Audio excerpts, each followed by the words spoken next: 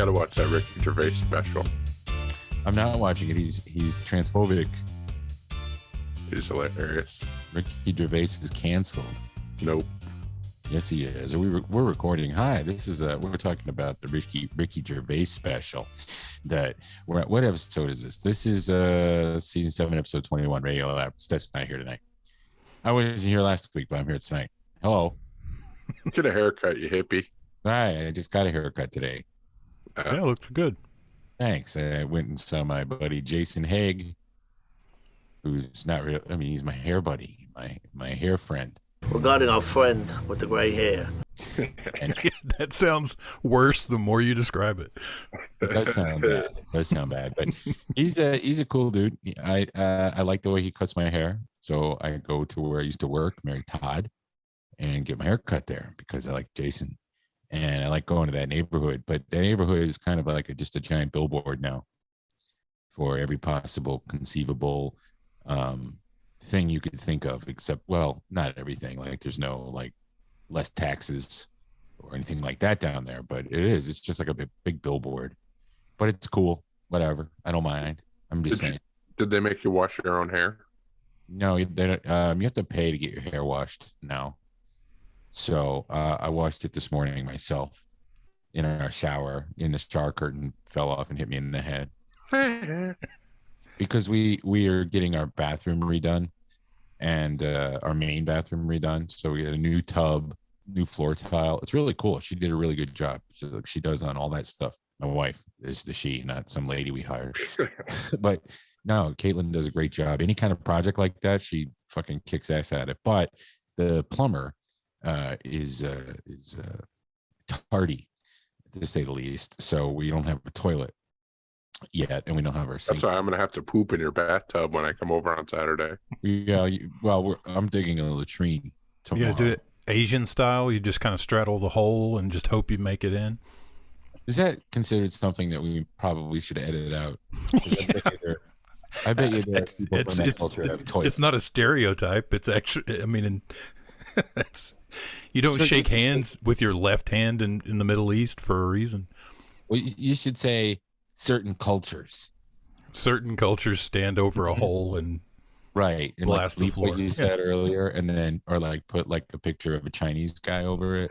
Ricky Gervais has a funny thing on his new special about Chinamen.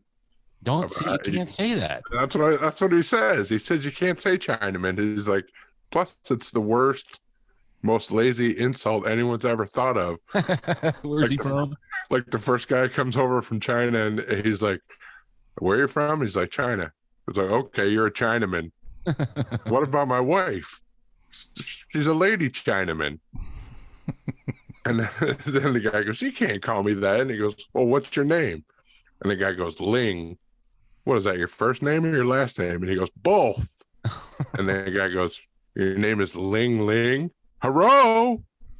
All right, all this has to be said. It does. What do you think you are, Shane Gillis? Speaking of Shane Gillis, he is on the big comedy show that Bert Kreischer's doing. Fully Loaded Comedy Festival. It's coming to Atlanta, and you can go to that.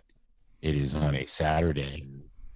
So if you're worried about work or whatnot, you don't have to worry about work. Fully Loaded Comedy Festival, Lawrenceville, Georgia, Cool Ray Field, featuring Bert Kreischer, Nikki Glazer, Big J. Okerson, and Mark Norman. I smoked pot with Nikki Glazer once.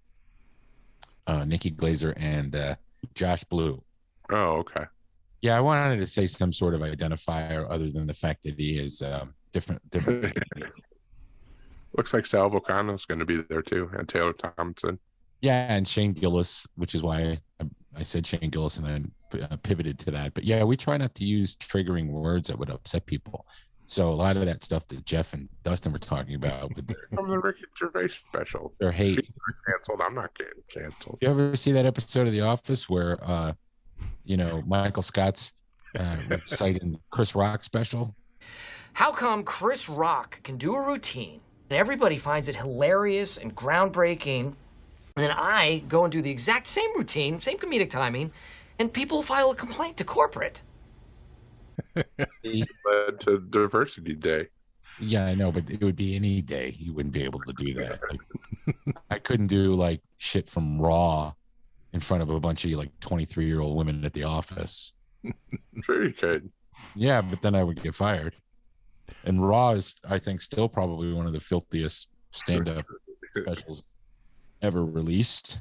Then it would look like 40 white guys fighting 40 black guys with a race war and suntan lotion and Jerry Curl juices shooting all over the place. I wish Eddie Murphy would go back to doing stand-up. He has no reason to, but he was a very funny comedian, which leads me to believe that he probably didn't write a lot of that material. Maybe his brother did. I didn't know Chris Rock's brother was a stand-up comedian, but he's in town this weekend. Yep. I've never seen him do stand-up. Have you? I've seen him on short stuff on TV. Yeah. So coming up tonight on the show, we have our friends from Sketchworks who we've had on the show before. And one of the actors we had on a couple of months ago, as he was in Hawkeye and also Cobra Kai, Brian Troxell and John Babcock. You know, remember we had them on, I think 2018. It may have been 2019, but I think it was 2018, talking about a musical that they had put together as a parody on Grease. Called VAPE the Musical. Well, they got a cease and desist, and then a judge said they could ignore it or whatever. There's a whole story behind it, but they were being sued by the people who own Grease, you know, the musical, and well, they won. And so we're going to talk to them tonight and find out how that happened and when they're going to start performing it again if they haven't already.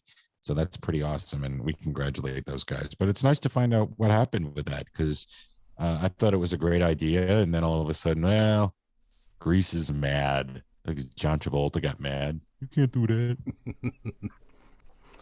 Of course, Jeff's favorite of the Grease movies is Grease 2, which is weird but cool.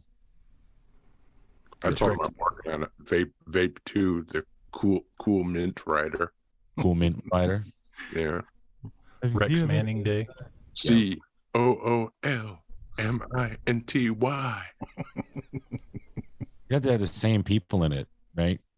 Wouldn't it be cool if they made a Grease now and set it in the 80s where all those people were in their 70s like they are now in real life? It would be better than the remake they made. What remake? That was that reboot live thing they did on. Yeah. Yeah, that was like a high school production. Yeah, usually those things aren't very good. Hey, last night we went out to Atlanta Pizza in Gyro for trivia night. We've been talking about it for quite a while. Of course, our sponsor, Mike Hall, was out there. We got to see the food truck. Steph didn't make it, so she didn't get to drive it, even though she wanted to. But it was a lot of fun. We had good food, and I had a couple of really good beers. We'll talk about those in a little bit, the beers, because they're, you know, it's a sponsor and they're going to be in the ad. But it was a pretty good turnout. So who all came out? I forget. Tim. I want to give him. No, we all showed up. You, me, and Tim Allen showed up. Yeah, Tim and his family. Dennis Davis and his family. Okay. We hadn't seen them since the bowling thing before COVID, and then they were in Vietnam for the entire span of the lockdown and stuff. So yeah, it was cool to see them again. Who was it in Vietnam? Dennis Davis, the one that was sitting across from Tim Allen. Yeah. I didn't know he was in Vietnam though. Yeah, he went over there right before lockdown happened, and they got stuck over there. And what I think what intended to be 6 months turned into 2.5 years or 2 years. Was he able to work, or does he work there? Yeah, he works via the internet, so he was able to keep going. And it was he had a blog online about the whole thing the entire time. It was really cool to follow during that whole time period. And it was good. That's why I told him the handshake I got was a handshake 2 years in the making. Oh, okay. That's awesome. Well, thanks those guys for showing up. Mike and Kim, thank you for everything. And we should have just bet 1 point on the final. Yeah. We led from round one all the way to the end of the fourth round or sixth round. I don't remember how many rounds there were. I guess there were 6. And at the end of the first 3, you get a bonus question, and at the end, you like Jeopardy style wager, and you have to write down all the points you're betting and take them up before he asks the question. So we just bet everything, and we had done really, really well. The category was 80s movies, and I mean, look who you're talking to. Yeah. Exactly, and we were like, we got let's just we'll wager it all. Yeah. And then the question ended up being, what time did lightning strike the clock tower in Back to the Future? According to the flyer, at precisely 10:04 p.m. this Saturday night, lightning will strike the clock tower, electrifying the cable. And who remembers that? Not A lot us. of people, That's for apparently. sure. Well, I don't think anyone got it right, but you won if you didn't bet all your Right. points. And we would have won. So I'm going to say that we did win. Everything but the last question. Yeah, we smoked it. Right. Like I was winning at poker all night until I went all in and then I lost. Yeah. But until that time I was winning. But it was good. It was a lot of fun, man. I would like to go back and do it again. Yeah, we got to find out how long he's going to be doing that. Is he doing it the whole summer? He's doing it through October. Okay. So yeah. That's pretty awesome. Trivia is fun, and I guess you get what do you think? First place, you get bar cash. Second place, you get You get It's different levels of bar cash. Atlanta pizza and Gyro dough. okay. But then if you Literal dough from the pizza. yeah, but if you come in second place, you get to go get a freebie at the Glory Hole, and if you come in third, you have to be on the other side. Yeah, you have to work. Yeah. Yeah, well, I wouldn't call it work if you enjoy it, but if you don't, yeah, it's some rough work. We had an idea for a thing we're going to talk about tonight because Steph isn't with us, we're going to push it back. But it was pick the worst major character from a prestige television show, and I'll just give you a generic example. No, I won't, because they're funny and they're good, and I want to wait for Steph to get back because she put a lot of funny ones in there. So, but if you can think of one, post it in the Radio Shack, post it in our Facebook page, post it on Twitter if you so desire at radio_Labyrinth. But post it again in the Radio Shack or on Facebook. It's more likely to get seen, and we'll talk about it next week when we do the bit. But it's the worst major character from a prestige TV show. So, what's a prestige TV show? The Sopranos, Ozark, The Wire, anything like that got a lot of praise, like Mad Men. Okay, Greg Harris, Sam Page. Why would that be the worst character in a prestige show? Jeff, you're the biggest Mad Men fan. What he did to Joan. All right, that is bad what he did to Joan. However, I'm talking about people that are really annoying, not just because of their behavior. Nah, that's pretty annoying. Yeah, like the kid off of Brady Bunch. What was the one they added in? Cousin Oliver. Yeah. Cousin Oliver, but that's not a prestige show. But I get it. Yeah. That's stunt casting. Oh, we need a younger kid. All of our boys now have facial hair and pubes. And once Bobby's voice changed, they need a little whelp. Cindy's boobs are starting to show. You can't have that. Alice, she started wearing low-cut maid outfits. I was thinking more about the Brady Bunch and why did they have a full-time maid? Like the mom didn't work, right? No. So she was such a bad mom that she needed to have somebody else there to help. I mean, there were 6 kids, but maybe she was the dad's maid before they got married, and they didn't want to fire her. she was. But maybe that's an episode. Maybe that's dealt with in the pilot. I'll go back and watch. I like how the movie handled Marcia and Greg sharing the upstairs. I'd rather watch you score any day. Marcia, Greg. Those movies are both funny. Highly recommend those movies. But what are you watching? Watching it. What are you watching? Okay, so what are we watching? What are we watching? Rewatch. I think we all watched The Kids in the Hall documentary, Comedy Punks. There's 2. I've only watched the first one. I haven't had time to 2 watch episodes of it. It's basically like a movie. But it's pretty amazing. If you're into Kids in the Hall, it's an awesome behind the scenes look because they're a troupe of people who've had cameras on them since they started doing improvisation and doing these shows. And it's the guy with the towel around him. He was their buddy, and he pretty much was the videographer the whole time. So there's tons and tons of footage, and you can see them working on their bits that went on television that eventually made it to television. Lorne Michaels is there talking about the show, and they're all there. It's really good. I'm really happy for this resurgence in Kids in the Hall. Yeah, I'd love to see the origin story, which I didn't know, like how Dave and Kevin came together first, Mm-hmm. and then Bruce and Mark came together, like on the other side of the country. Yeah. Yeah. And then they some of found them in each other. Calgary, some of them in Toronto. And then Scott finally came along, and they all were like, "Oh, this guy's got to be in the troupe." Mm-hmm. Yeah. And just thinking back to how long ago that was 1988 is when it premiered on HBO.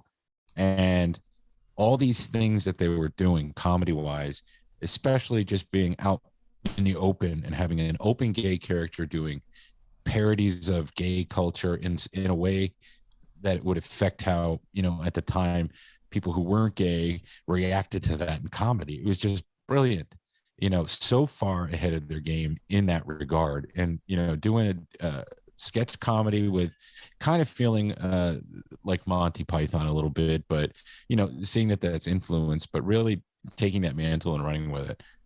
It's just such an amazing show. I can watch it, the old episodes, and laugh. I really like the movie. We've talked about them ad nauseum, but I'm so happy. All the episodes from all the seasons, I guess, are on there now, and the documentary, and then all the new episodes. And hopefully they'll get another season. I know they're all clamoring for it. They're asking for it. So, yeah, I hope they do.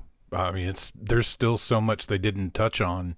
I mean, they have so much content and so many characters, reoccurring characters, that they couldn't even in a new season fit all of them in there. So yeah, it'd be great to see, 90-year-old chicken lady. Yeah, Paul Bellini is the guy in the towel. I didn't know this either, but I read the biography book that came out a couple years ago before the movie or the documentary was made. But I didn't know Mark McKinney was a diplomat's son, and he said it. He goes, I was supposed to be the next prime minister, or eventually be prime minister of Canada, and I ended up being a comedian. Yeah, but that's how those people make it. They do all those things. And that's why Lorne Michaels would only talk to him when he called on the phone. Really? I forget that. Why? He was the diplomat's son, and he could, They were each other's people, Right.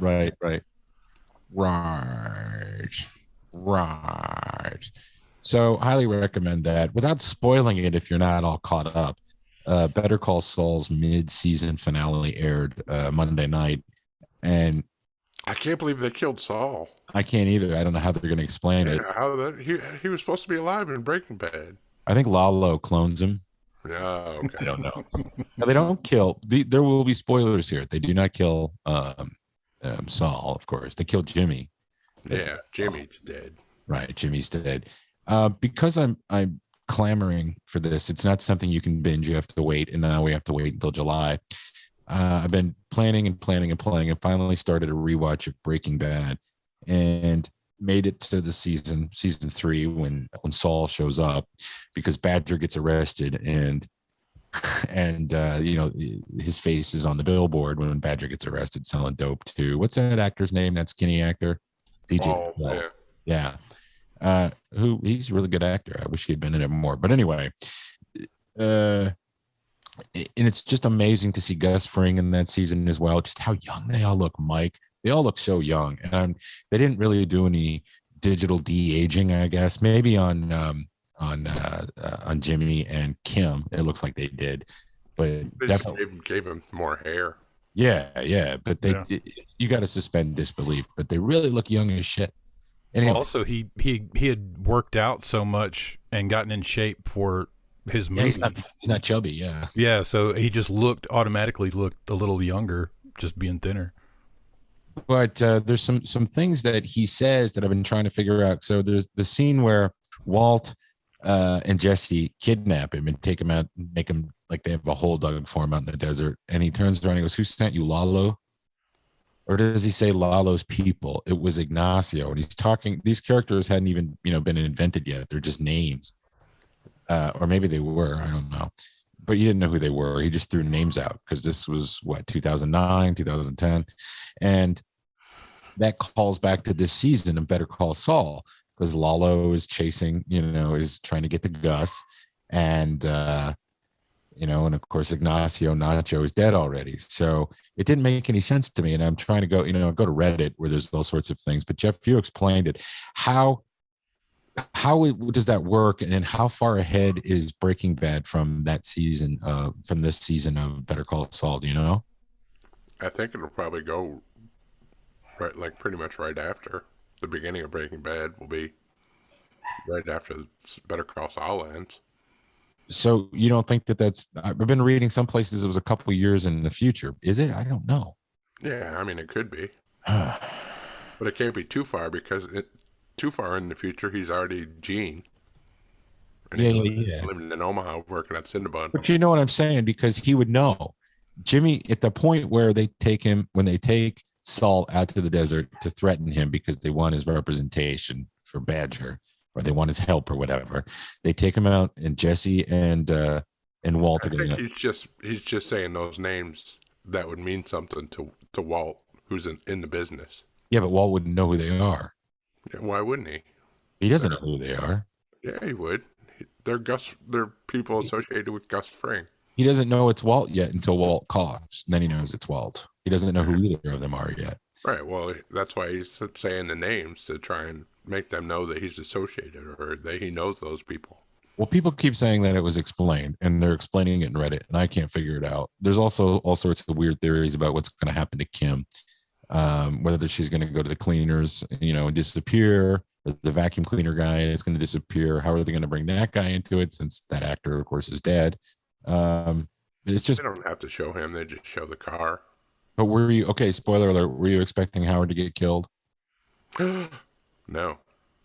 I wasn't either. That fucking blew me away. And how they pulled all that shit on him and drove him insane. Yeah. There's such good writing. There isn't a better show on TV than that show right now, especially, at least for dramas. There certainly isn't. I can't think of anything that's better than that show. I think in some ways it's better than Breaking Bad. And Dustin and I were talking either before or while you were getting your computer fixed there. He's rewatching The Sopranos again, and that's something that I can do over and over again. And I haven't for a while. It's been a minute, but I've started, because I'm jonesing for this whole universe of Better Call Saul and whatnot. I started rewatching Breaking Bad, and it's so hard to watch that show. Like, you can, let's watch Breaking Bad. Let's like The Sopranos, because The Sopranos has a lot of jokes in it. People get killed, but it's cartoonish, and they're people that are scumbags who die. On Breaking Bad, Jesse's heart gets broken in every episode. He gets the shit beat out of him. You feel terrible for him because he's kind of like trapped by his circumstances. Walt is a piece of fucking shit, and he just becomes worse and worse and worse and worse. He hates his family. He hates his life. His wife slept with her boss. You can tell in the very first episode just by his demeanor that he can't stand his life. And this whole thing of him manufacturing the crystal meth and becoming a crime boss, he loves every minute of it. And he just unravels. But, and then his wife, she's a terrible actress. The people on the show that I like the most are Hank and Walt Jr.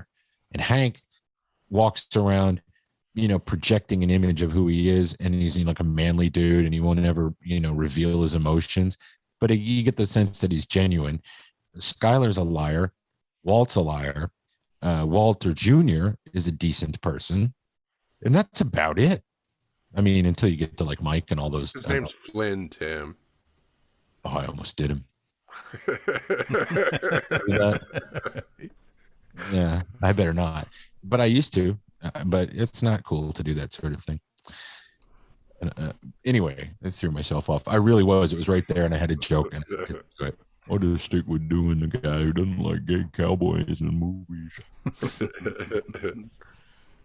So anyway, it's just such a good show, and the writing, it may almost be better than The Sopranos, but it's not. But it might be. I don't know.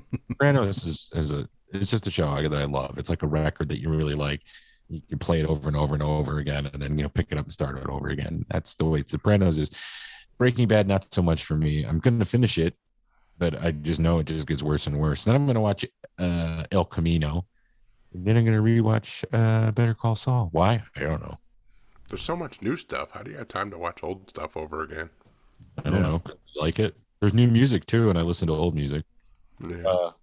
But I did watch the Sissy Space Shack. We have another planet in our shed. Shed Planet, is that the name of that show? Shed Planet, right? Where they have the poots hole in their shed. Night Sky. Yeah. Starry Night. Something like that. It is so weird to see him doddering around like an old man. Yeah. J.K. Simmons. Yeah, because he doesn't usually play those kind of roles. But I watched the first episode. I thought it was okay. I'm going to keep watching it. Yeah, you really could have got that whole first episode if you'd have just watched the trailer like twice. It was pretty much there was no other information really given. Even the last scene, that last little scene that tags into episode 2, it was in the trailer. So, are our guests here yet? Yes. All right, let's bring them on. Okay.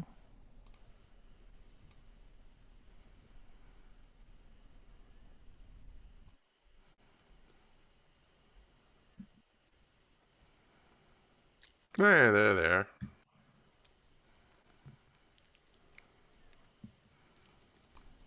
Brian, you're muted.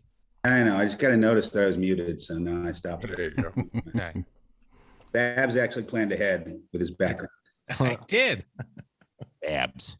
I don't know. I should say John. I don't want to let everybody know that we all call him Babs. I don't know Babs, but I do know this. It'll be who take care of your uvula. That's right. Only certain people of a certain age get that reference. That's right. But if you do, knock, knock. Who's there? Did you guys have that record that was on the Saturday Night Live record, the LP that had bits on? No, I didn't have. I had the Bob and Doug McKenzie. Oh, that's a great record too. I wish I still had it. I don't know what happened to it. It was weird. They would take records or take TV shows like All in the Family had a record and it had bits on it and the song, of course, but it had bits on it from the show. And Monty Python had records all the time that were some were sketches from the show and then with just weird linking material sometimes. Yeah. I expect them to. I didn't expect to hear like Twinkle Toes Roger.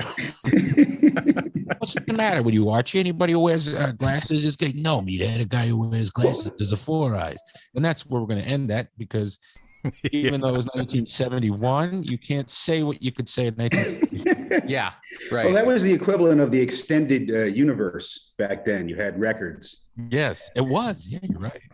Probably some All in the Family comics as well. A friend of mine had a Tonight Show with Johnny Carson record from like 73 or something like that. I have that. Did you have that? Yeah. I have it still. Oh, you still have it? Mm-hmm. The one that I don't have anymore is Steve Allen, who used to record some stuff, and he would do prank. He had a whole album of prank phone calls, and I thought they were funny as hell, but they're not. There's a narrow window when stuff like that is funny, and you revisit, and it's like, oh, well, okay. When you're, I bet Steve Allen's were better than the Jerky Boys' though. I'm gonna have to say no. The most recent Jerky Boys record, which was garbage, yes, definitely. But some of those original ones were, and I think it was more the shock value and the voices and the way he did things. But prank phone calls have always been funny to me, and I can prove that I'm good at them because I got arrested for it. That's right. But that's not why we have you guys on the show. Thank you very much for coming on the show. Of course, John Babcock. Say hello, John. Hi, everybody. And Brian Troxell, who the star of Hawkeye on Disney Plus. The real villain of Hawkeye. That's right. The wine cellar. Yes, they're all the high class events that get destroyed by villains. And also in a heavy boardroom meeting in Cobra Kai about the All Valley tournament. That's right. Not in season 5 though. No. The upcoming season 5. I'm not in that. That sucks. The rest of the board members? No, I don't. None of us. Well, unless they're keeping a secret from me. Right. No, I don't think there's. I don't think Brian.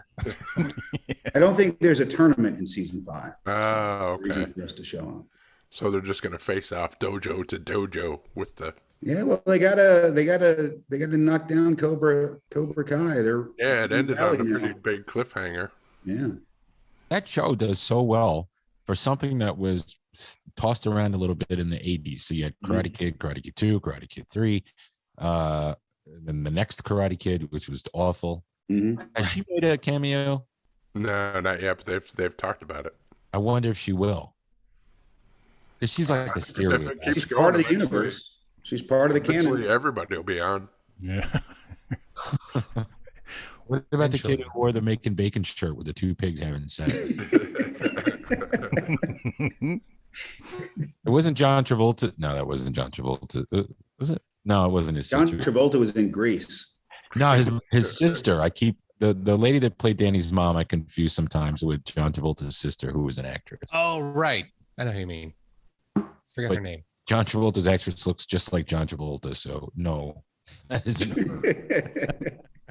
So you guys are with Sketchworks, and I want to know, were both of you also in the campaign, or were you involved with the campaign, the television series on the Fantasy Network? Bad. I am one of the writers, and then in episode 3, I play Will the Washer. Okay. Who says, "Give me your clothes, love."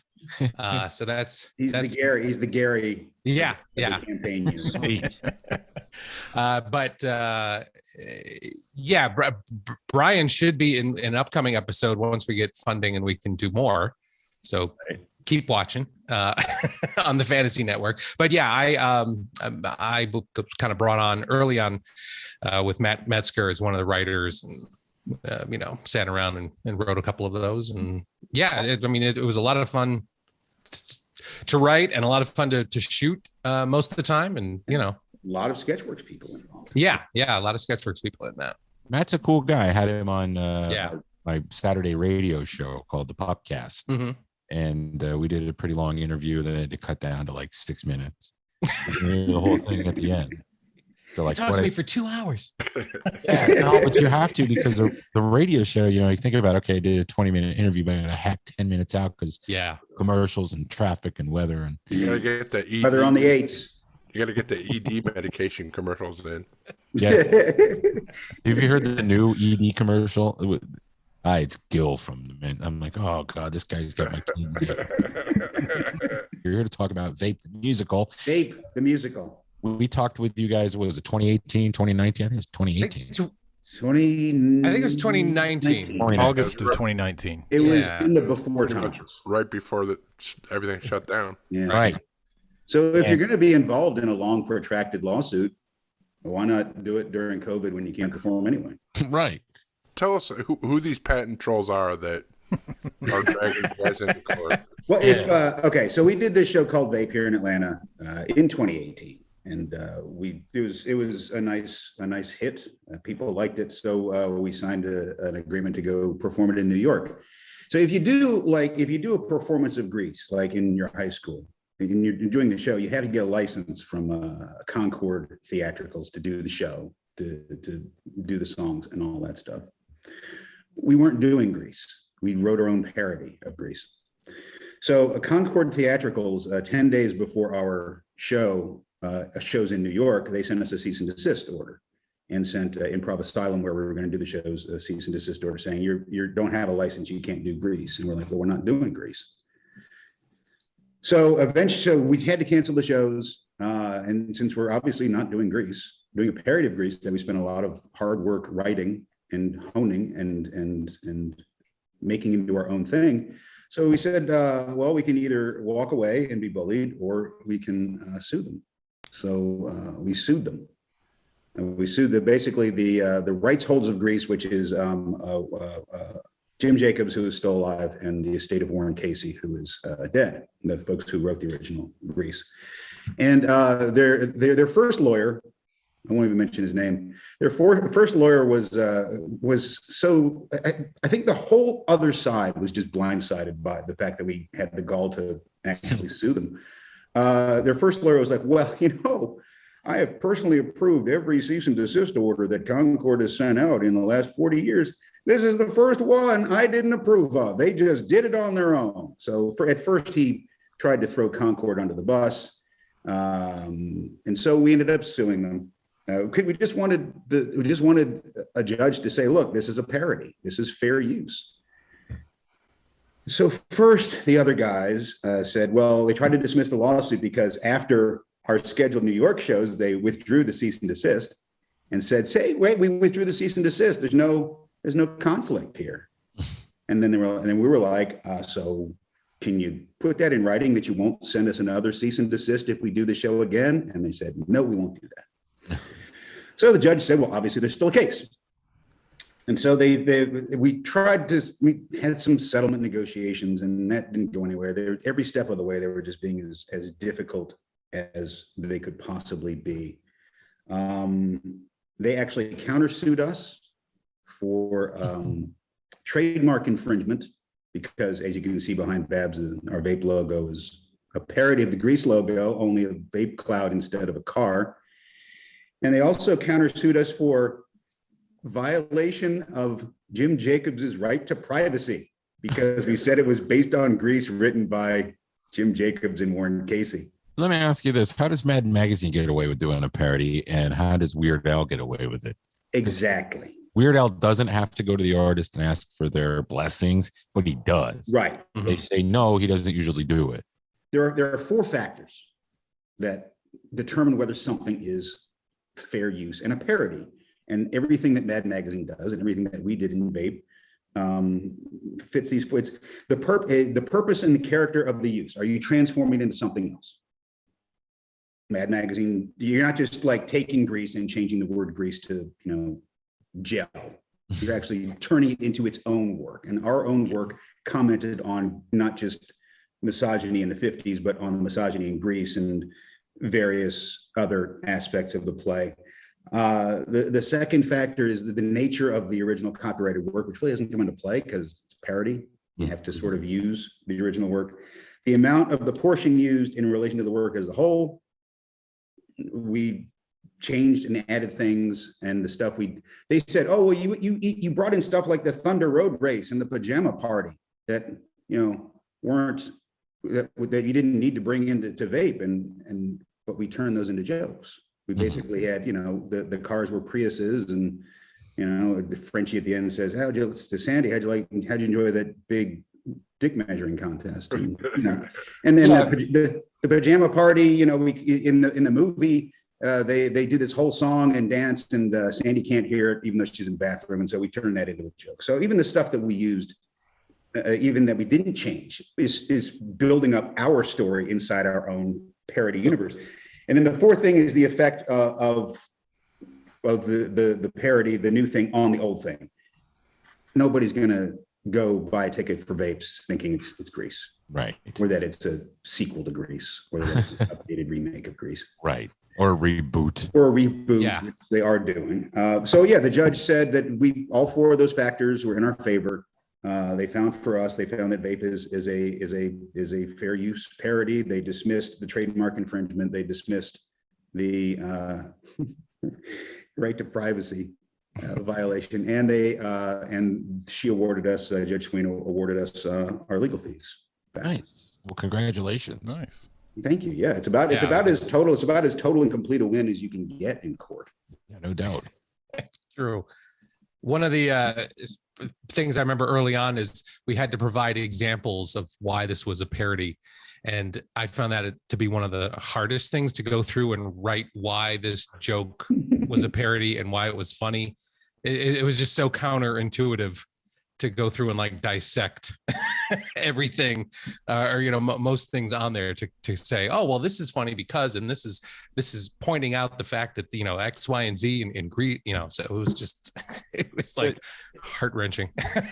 to bring everybody up to speed that may not have listened to the first time you guys were on, or may not really know what you're parodying. I mean, they'll know you're parodying Grease, but what is the gist of Vape and how does it turn Grease on its head? Well, it kind of looks at the way the way the 50s culture is portrayed in Grease. In the 70s was when that was big. Yeah. Or even early 70s when the musical first came out. It's so it looks at those kind of male misogynistic attitudes towards women and relationships in Grease, as even down to things like one of the first lines is, "You're gonna love Rydell, hi Sandy." Everyone busts out in a choreographed song and dance, and we all look at least 30. Yeah, that because in the film, Olivia Newton-John, I think, was like 31.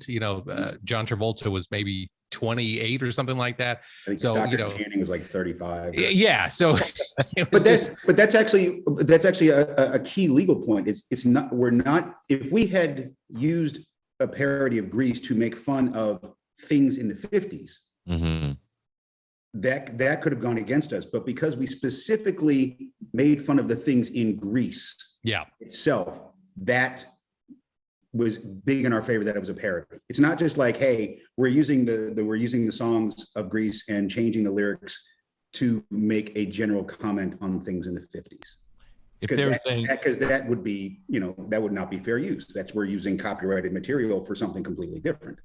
You're actually the second parody of Grease. Grease 2 is the first. Correct. Sorry, Jeff. Because Jeff loves Grease 2, and I pick on him about that.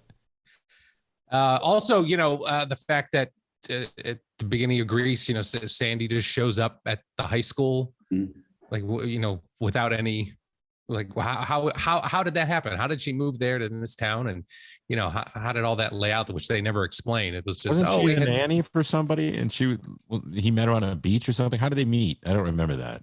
She was on vacation. Okay. Yeah. And then, now I go to this school with you. Well, why? Well, how did? What's going on here? So yeah, just those things kind of that really are kind of ludicrous in Grease. Yeah, and one of the other things the judge made a point to mention is not only did we satire things in Grease like that, but we also made changes of our own. In fact, the judge specifically pointed out, we took the character of Coach Calhoun, which I played, and this is when the whole Larry Nassar thing was blowing up. So we turned him into basically a naughty touch coach to get handsy with Danny. And we also took Principal McGee, who Julie Sher played, and we turned her into a raging opioid. She would confiscate the drugs from the school and then just take those up to my car. When do you think you'll get the production up and running again? We've already started planning. We've chatted with Casey Holloway, our director, and Katie Hogan, who is the main writer. And we were told. I asked. Let me give a shout out. Let me give a shout out to our lawyers while we're here, because Babs mentioned putting all these things together, like the explanation. This 10-day period from when we got the cease and desist to when we decided to look into our legal options to when we decided to sue was crazy. It was absolutely crazy. It's like, I didn't know any lawyers. So we found, I called a couple of friends in the comedy community and said, do you know any entertainment lawyers in Atlanta? And they recommended Nancy Prager. So I called Nancy Prager. It's like, here's the deal. Do you know any lawyers in New York? And so she found Jordan Greenberger, who had already won a parody case involving a musical based on The Grinch, Dr. Seuss. So he already had a win under his belt in this field, and they were both amazing, fantastic. But having to file our own copyright and having to put all these things in writing, it's like, okay, what's the difference? What's this? Blah blah blah blah blah blah blah. That was crazy. I've been trying to get my lawyer, Howard Hamlin, on the line for like 2 weeks now. He's not answering the phone. He's out in LA. It's a long distance call. Call him out in LA. What did you Did the judge? Did you guys have a copy of the presentation, or was this all read off of like scripts? This was originally we that was how what did we think was the best way to do it? We could have submitted the script into evidence, but in the end we decided, look, the case is simple for the judge. Watch Grease, watch VAPE. And fortunately we had we had a good recording of one of our Atlanta shows in its entirety. So that's basically what we submitted as evidence. We had to buy DVDs of Grease and burn flash drives of VAPE, and just, eventually the Judge Swain sat down and watched them and issued her opinion 2 weeks ago. And two, if I could say, if I remember, Brian, Nancy Prager initially did come at it with a little bit of skepticism. Go, okay, well, I'm a big, copyright supporter, so let me take a look at your performance of VAPE, and she just didn't dive in. Yeah, I'm here for you. She looked at it and was like, oh yeah, there is a case here. This is a parody. This is Nobody clearly a can parody. smoke up our asses trying to get some legal pieces. Oh, I know what you asked. Putting the show back up, and that was a long way to get around to this. So we asked Jordan after the verdict came down, because some of our lingo is dated from 2018. So I said, what can we update in this? And Jordan was like, do not change anything related to Grease because we already have a ruling in our favor. If you change any of that, they could come back and say, well, now this is a different parody and we're going to send you another cease and desist. So as far as that goes, we just wanted to clean up some things around the edges, bring the slang up to date. There's a reference to Hillary and Trump and all that stuff, and just take some of the ancillary things and update it. But yeah, the process is underway, and as soon as we get everything back up, we're not on a deadline. We want to make sure that we get the show in as good a place as it can be, considering the publicity around all of this. So when it does come back, that it's as good as it can possibly be. So hopefully in the next, certainly this year, probably in the fall. We'd all like to go. I definitely think we should. For sure. Yeah, you're gonna do it here in Atlanta. Or you're gonna go straight to New York. Yeah, we'll do it here in Atlanta because the Village Theater, which is where we do a lot of our shows, they've been going, is this lawsuit over yet? We'd like to see. We want you back. So since they've been our longtime partners locally, we'll do it first there for however many, I don't know how many performances we'll do. The first runs here in Atlanta were fantastic. I mean, we had a lot of sellout nights. We had to cram more people than we should have into theater spaces. And it was really, really felt, I think we were all in some way, you get so close to it, you rehearsed it so much, and particularly with comedy, you can start to lose focus of where the funny is and how to do it because you're just so used to it. And it seemed to be getting to that point, but then the moment the lights went up, the first performance and the two actors hit the stage, the response from the audience was immediate. And I'd never been involved with like a production like that before, where it was just boom, right from lights up, and they connected right away with it. I was like, okay, we've got something good here. So that was very nice, and we've had a lot of fun doing it, and really, I'm looking forward to getting back in there and getting, as Brian says, kick the rust off and get back in shape, to do it, and definitely want to share it as soon as we can when it's ready, with everyone in Atlanta. We're all looking forward to seeing it. We'll definitely yeah. Guys out there. Did Babs, do you want to mention real quick your line as Duty that's gotten the most applause and how much it has changed now? I don't want to give too much of that away, but there was a line where I kind of mentioned my real age in the piece, and now that has advanced 3 years, so that's going to be interesting. Is there a place people can go, maybe see a clip or two, or see some photos or any kind of publicity for it? Does it have its own website? I think there's a trailer up and a couple of video clips on our YouTube channel. The Sketchworks YouTube channel. If you go to sketchworkscomedy.com, our website, there are links to all of our socials, including the YouTube there. And you can click over to our YouTube. We never had that. We never had the whole show up. No. Because why would we want to give it away? You don't want to do that, but maybe if it's something, don't give it away for free. Right. But there are some trailers and some clips and the theme song and the opening credits and all that good stuff. So you can get a feel of the show. And tell everybody what's going on with Sketchworks too, you guys. Babs, you want to talk about the writers show we have at the end of June? Yeah, actually, I'm finishing up. I had the advanced sketch writing class, which is finishing up next week, and those sketches that those 4 writers have written are going to be in a showcase on June 24th and 25th at Village Theater, and it's some funny stuff. It's some kind of really raw, if you will, because some of them have more writing experience than others, but it's all funny material, and so we're going to be putting a show together, a showcase at the end of June for that. Every Tuesday, news break. Brian or Allie or Tim hosting. Usually it's Brian. We do that every week as well. And we got a summer camp. Maria would kill us if we don't. Yeah, we got to mention the summer camp. We have a summer camp for funny kids. You have two, don't you? Yeah. They have a June session and a July session, 2 weeks each.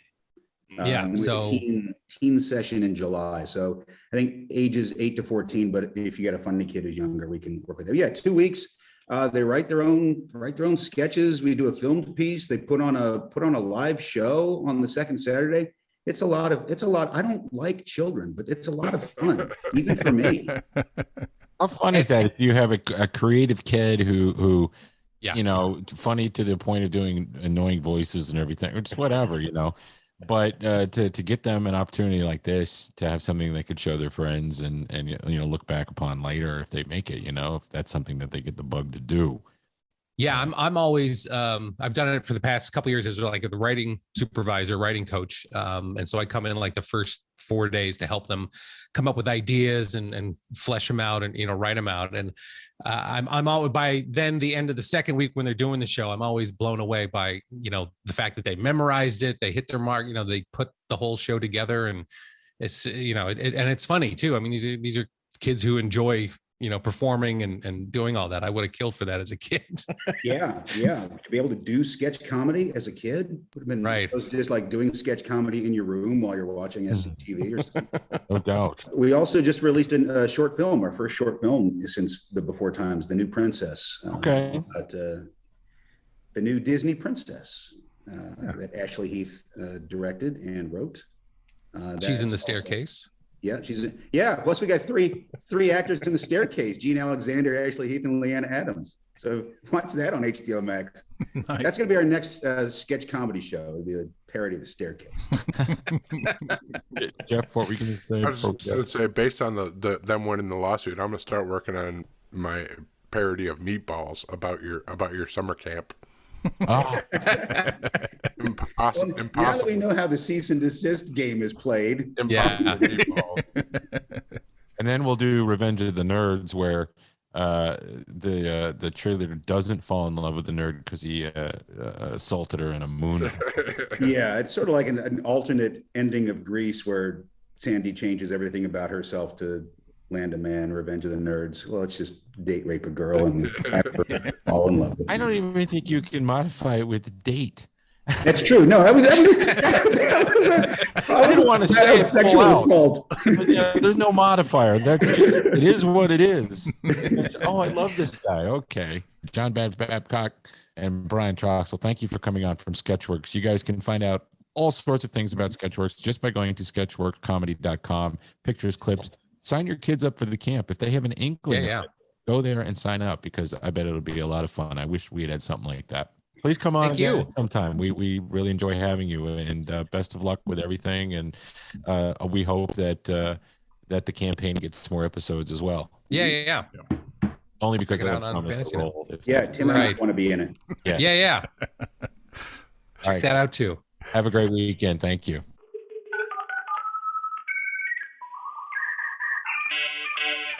Do you like pizza and gyros? Well, I can tell you what. When you combine both of them, you get one great restaurant. And I'm talking, of course, about Atlanta Pizza and Gyro. We love that Atlanta Pizza and Gyro has been a longtime sponsor of Radio Labyrinth podcast. Thank you to Mike Hall and everyone at the restaurant. See their new full color. No, this is not an ad for the money store. But it's kind of based on Cy Sterling and him. But I don't know. See their new full color menus with pictures of the food that are now at their restaurant. I had the opportunity to look at their menus last night. They are very glossy, and they only have one thing repeated twice.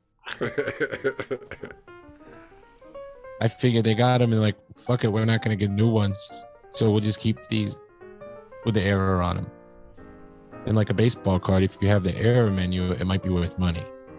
Atlanta Pizza in Gyro has a food truck. They are going to food truck events, and they also have weekly team trivia, which we played and lost. Came in with 0 points, even though we led the whole game, and then we bet it all because we thought we were smarter than everybody about 80s movies. And we aren't. That's okay. Not everybody knows exactly what time the lightning struck the clock tower in Back to the Future. And if you do, you're a dork. We were only an hour off, by the way. That's true. Yeah. It's the Bible. No, that was one of the other answers. And also, in addition to team trivia, they have great local craft beers like Firemaker Brewing's Chattahoochee Tea Southeastern IPA, which is a mouthful both to read and drink. In cans, Dry County Brewing's Neon Sour on tap, and Burnt Hickory Brewing's Drive-In and Crying Straight to Hell IPA. You have one sip, it will burn your mouth, and you'll feel like you're in hell. No, you will break out in song and sing all of Straight to Hell, like annoying people at bars used to do before those people turned into old people like us. Just to name a few. I did sample a Tucker Brewing's Red Lager. It was very good. Atlanta Pizza in Euro loves serving the local communities of Conyers, Covington, and the East Metropolitan Atlanta area, and I'd like to thank them for all their continued support and business throughout the years. How are those mushrooms? Their deep fried mushrooms are to die for. Although I recommend, instead of pizza sauce or a tomato-based sauce, a cream-based sauce might go better with those. Some of that tzatziki sauce and dip them in there. Tzatziki sauce is an option. I was thinking more of a blue cheese type of option. And you might want to let them cool before the third degree burns. They will burn your mouth if you don't wait for them to cool off. And the thing that really gets you is the little puddle of grease inside each and every one that is scalding hot and ready to burn your lips. Try them, won't you? You could have waited until they brought them to the table instead of eating them straight out of the fryer. That was. I went to the back and put my hand into the fryer because I was hungry and I like them fresh. And now I have third-degree burns on my hands, but it was worth it because those were fresh mushrooms. Some places give you the mushrooms that have all the black shit growing on them. Isn't it weird that a fungus gets a different fungus grow on it? They're like, oh my God, these mushrooms have mushrooms on them.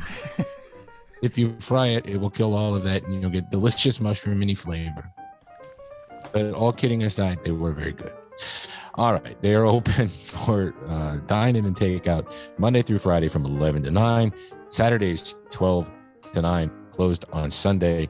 And if you see the food truck out and about and you're like, hey, I'm hungry, and there's a food truck over there, not if he's at like a rest stop or something, he's probably not going to. But if you see them at like an event where you know that there's probably food in there, go try it because the pizza's really good. I had a pepperoni pizza last night, it was a 6-inch one, and I was like disappointed when it showed up because it was small. And then I'm like, I shouldn't be disappointed because this is really all I need to eat. And you of all people should know how huge 6 inches is. I know. I like, it's like, hey, I'm almost covered this. Coming up, don't forget on my Popcast, which you can listen to on the radio on Saturday nights, or if you download the app, which is the WSB radio app, you can listen to it streaming, or you can wait till Monday. This coming Monday is Memorial Day, so you're going to wait until Tuesday. And then you'll get last week's and this week's episode because you forgot to do last week's. Anyway, I never got around to saying who's on the Popcast. Bert Kreischer. And hopefully he said he would do it. He said he would do Radio Labyrinth. So hopefully we can get like an hour with him. That'd be a lot of fun because he's funny. And I know you guys like him. And I told him that. And he said, yeah, man. I can't do an impression of him. But it was fun talking to him. It's been about a year or two, maybe 3. But we talked for quite a while. It'll be cut down for radio. And then, when it comes out on podcast, of course, the whole thing will be there. I don't edit it unless I sound stupid, which I start to at the end because I start fanboying. But that's me and that's my nature. All right. Views. Or. Snooze. Just last week's to go over, we all watched Carlin American Dream. I blew through all of Love, Death, and Robots in like an hour. Yeah, me too. It was good. All of them. This one, yeah. All of them were good. That pirate one or the fisherman one. Yeah, the crab blew me away. Yeah, and the last one was really good. That last one was amazing because I swore that it was photography and not animation, but it was animation. I mean, it's so real looking. It's crazy. Like the people looked like real actors and stuff. Yeah. Like some of them. Yeah, it definitely blew the whole, the Uncanny Valley was just not there for that one. Yeah, it was really good. And Angeline, I haven't got to yet. I watched the first 30 minutes of it, and it's just not for me. Not for you? Nah. What's Some people might like it, but it just wasn't my style. Emmy Rossum from Shameless is playing Angeline, that blonde lady from the billboards with the okay. Yeah. All right, so this week's Views or Snooze, Alone Season 9 on History Channel starts this week. Views. Yep, the views for me. Love that show. I didn't see any local or people that we would associate with, like the lady from Wellsboro who was on last season. Mm-hmm. But it looks like it's going to be a good crew. So that's the views for me. Number 2, That Damn Michael Che Show comes back on HBO Max this week. Season 2. That's a snooze for me. Season 1 is very funny. You should watch it. I didn't watch season 1, but I'll give it a views. I like Michael Che. He's funny. Yeah, he's hilarious. And season 1 was great. And then Obi-Wan Kenobi is number 3. Starts this week. No, that's a definitely. Yeah, it's definitely a views. Yeah, I did see the whole Darth Vader thing. I don't know who are the people that are chasing him. They look annoying. The what are they called? They have a specific name. The Jedi hunters or whatever. I don't like those characters. Like I found the one thing in a lot of things about the Book of Boba Fett annoyed me, but the blue guy, the Western Lee Van Cleef looking fella whose name I don't recall. It was a little stupid. Oh, the bounty hunter guy? Yeah, so dumb. But I have high hopes for this show. And I will say that no matter what they put out, okay, the Disney puts out all these Star Wars shows. I'm not a big fan of the films, but the shows have all been pretty much really good, especially The Mandalorian. You can't go wrong with The Mandalorian. But they are 1,000 times better than Star Trek properties. I haven't continued with the Pike show. What? I'm sure I will. I'm sure I'll like it. I'll get caught up on it eventually. But really, shows like Picard. Picard got better in the second season. No, I imagine it'll get better for the final season. The final season will be 100% fan service. Yeah. Season 2 was terrible. I quit watching it. It just didn't make any sense. And the fact that chick ended up being the Borg Queen was dumb. Just didn't make any sense. The Borg never. Anyway, the Borg never acted that way in this series. Why are they acting like this now? I don't know. But it's written by people who know Star Trek sort of, but don't really care. And we all like, hey, Picard. And there's my little Red Letter Media very brief impression. Anyway, we don't have to fight about Star Trek. Star Trek's great. Anyway, that's Views or Snooze. But some other things coming up this week. Shoresy starts this week on Hulu. That's the spinoff of Letterkenny. Mm-hmm. It's really good. Stranger Things coming back on Netflix. Yeah, we're gonna watch that. Everybody's gonna watch that. Yeah, and the Norm Macdonald special that we talked about airs on the 30th on Netflix. Did you hear David Spade talking about that? And I heard he did talk about it, but I don't know if it's going to be on this special. This might just be the Norm recording it in his home. Yeah, but he was talking about it with Jim Downey on their podcast. Yeah, that's such a good podcast. It's the one I go to now because all the ones I like are gone, and I don't want to be lectured about how Body Double was terrible. Body Double had tons of possibility. Sure it did. Nobody remembers the guy that was in it, but Melanie Griffith was in it. Yeah. And that's the male gaze in the repressive Reagan administration. Anyway, I thought you'd be excited to watch that, Norm. I know I am. I'm definitely going to watch it. It's going to be sad and tough to watch, but still watch it anyway. Yeah, they say it's kind of hard to watch just because there's no audience and it's just Norm by himself doing these jokes. But I want to see his last hour. I was hoping that they would show that, but also the people laughing in the room who watched it. Yeah, they're doing a documentary about it, and I don't know if that's going to be part of this or if that's going to be a separate thing. Yeah, we'll find out. Yeah, we'll find out on the 30th when it comes out. It'll be like watching the Todd Berry virtual stand-up thing that I paid for. I'm like, oh, no, you can't hear people laughing. All right, guys, have a good weekend. Happy Memorial Day. Remember those who need remembering, and we'll talk to you next week. Please remember to keep it.